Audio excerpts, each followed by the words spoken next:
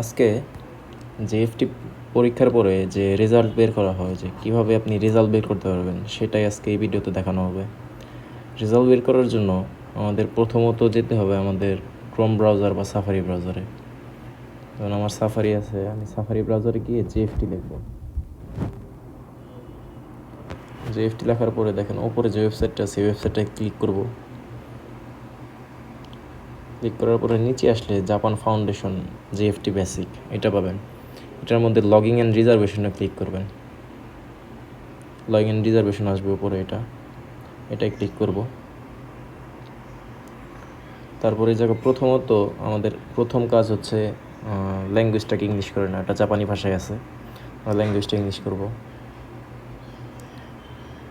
এরপরে যে email address দিয়ে লগ ইন করা হয়েছে সেই ইমেল অ্যাড্রেসটা দিব, আর পাসওয়ার্ডটা দিব, যেটা আপনারা আইডি খোলার সময় ইমেলে পেয়েছেন। সেই ইমেল অ্যাড্রেসের এই প্রোমেটিক আইডি আর পাসওয়ার্ড দেওয়ার পরে লগ ইনে ক্লিক করব।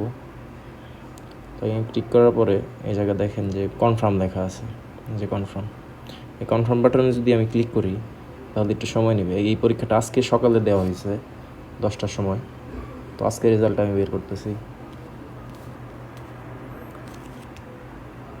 দেখেন এই হচ্ছে রেজাল্ট বের করার অপশন। এই জায়গা থেকে যদি আপনি কি প্রিন্ট করতে চান, এই যে প্রিন্টের অপশন, এই জায়গায় প্রিন্ট করলে এই জায়গা থেকে এই যে 3টা পেজ আপনি প্রিন্ট করে বের করতে পারবেন। আবার যদি চান না আমি এটা সেভ করব, তো এই ক্ষেত্রে শেয়ার আইকনে ক্লিক করার পরে সেভ বাটন অপশন আছে, সেভ ফাইলস, কিংবা আপনাদের আসবে সেভ ফাইল ম্যানেজার বা এরকম কিছু।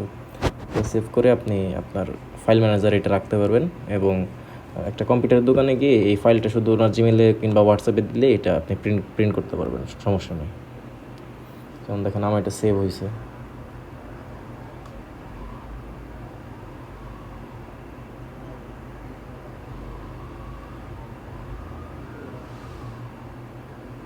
এই যে এটা সেভ হয়েছে।